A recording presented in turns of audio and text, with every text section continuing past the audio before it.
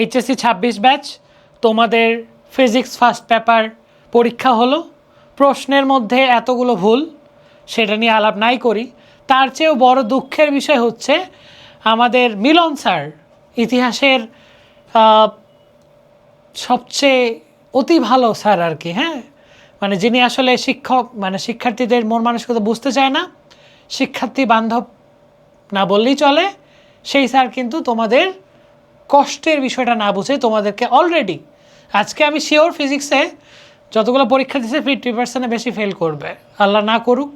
কিন্তু এখন অবধি যেটা শেষ সিদ্ধান্ত, হ্যাঁ, যে পরীক্ষা পেছাবে কিনা বা স্থগিত করবে কিনা, 5টা 11-য় দ্য ডেইলি ক্যাম্পাসের 5টা 11-য় অর্থাৎ বিকালবেলা ডেইলি ক্যাম্পাসের সর্বশেষ রিপোর্ট অনুযায়ী তারা একটা শিরোনাম দিয়েছে, স্থগিত ইস্যুতে পর্যালোচনায় এইচএসসি পরীক্ষা সংগ্রহ হচ্ছে কেন্দ্রের তথ্য। অর্থাৎ বিভিন্ন কেন্দ্রে যে সেই কেন্দ্রগুলো, সারা বাংলাদেশে যতগুলো কেন্দ্র আছে, জেলাগুলো আছে, সেই জেলা থেকে শিক্ষা মন্ত্রণালয়ের মাধ্যমে মানে তথ্যগুলো হচ্ছে তাদের কাছ থেকে নেওয়া হচ্ছে।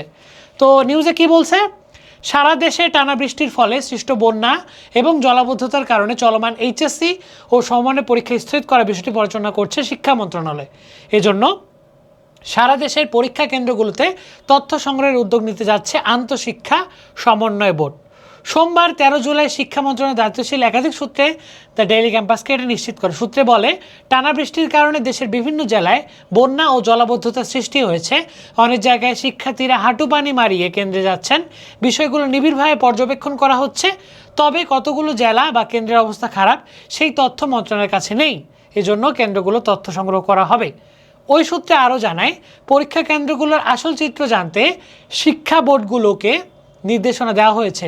আজ সোমবার এ সংক্রান্ত নির্দেশনা জারির কথা রয়েছে। বোর্ড থেকে তথ্য পাওয়ার পর সভা করে পরীক্ষা স্থগিতের বিষয়ে চূড়ান্ত সিদ্ধান্ত নেওয়া হবে। এ বিষয়ে জানতে চাইলে আন্তঃশিক্ষা সমন্বয় বোর্ড সাব কমিটির সভাপতি এবং ঢাকা শিক্ষা বোর্ডের চেয়ারম্যান অধ্যাপক সৈয়দ আখতারুজ্জামান দ্য ডেইলি ক্যাম্পাসকে বলেন, সারা দেশের পরীক্ষা কেন্দ্রগুলো বর্তমান অবস্থা জানতে একটি নির্দেশনা জারি করা হবে। তথ্য পাওয়ার পর সেগুলো কম্পাইল করে মন্ত্রণালয়ে জমা দেওয়া হবে। এরপরে শিক্ষা মন্ত্রণালয়ের স্থগিতের বিষয়ে সিদ্ধান্ত নেবে। পরীক্ষা স্থগিত দাবিতে শিক্ষার্থী ও অভিভাবকের সব মহল, হ্যাঁ, আলটিমেটলি এখানে অনেক কথাই লিখছে। তবে সার্বিকভাবে আমরা যেটা বুঝতে পারছি যে শিক্ষা মন্ত্রণালয় তারা আসলে কোনো ধরনের পূর্ব প্রস্তুতি তাদের ছিল না। আপনি সারা বাংলাদেশে এত বড় একটা আয়োজন করছেন, এত বড় একটা পরীক্ষার আয়োজন করছেন, অথচ আপনি জানেন না যে আবহাওয়া কখন খারাপ হতে পারে, কখন ভালো হতে পারে। কারণ এখন তো সায়েন্সের যুগ, রাইট, মানে এখন তো তথ্য প্রযুক্তির যুগ। 7 দিন পরে কি ওয়েদার থাকবে সেটা আগে থেকেই জানানো যায়, হ্যাঁ। তো আপনাদের তো উচিত ছিল, এই যে ঝড় বৃষ্টি হচ্ছে, বন্যা হচ্ছে, কিছু তথ্য হলেও তো আপনাদের জানার কথা।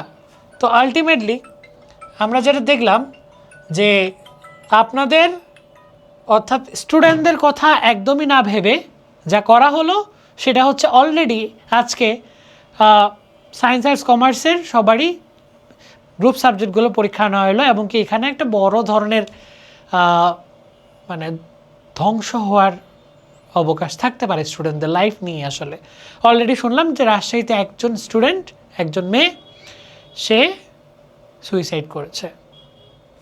তো আলটিমেটলি দ্য থিং ইজ যে এখানে আসলে অনেকে অনেক কথা বলছে, তবে সর্বোপরি কথা এখন অবধি, এই আমি ভিডিওটা আপলোড করছি 7টার কিছু পরে, এখন অবধি তথ্য অনুযায়ী তোমাদের পরীক্ষা পেছানোর এখনও কোনো নির্দিষ্ট তারিখ বা এটা ঘোষণা করা হয়নি যে স্থগিত করা হবে।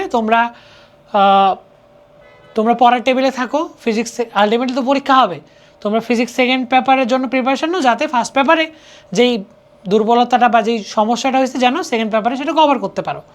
আর আরেকটা কথা বলি, তোমরা এই যে ওয়ান শট ক্লাস এগুলো অবশ্যই গুরুত্বপূর্ণ, বাট তোমরা না তোমাদের বেসিকটাকে একটু চেষ্টা করো। এখন বেসিক মানে ক্লিয়ার করার উপায় নেই, বাট যতটুকু সম্ভব ভালো করে পড়ো, যাতে করে তোমরা পরীক্ষাটাতে সার্বিকভাবে সার্ভাইভ করতে পারো।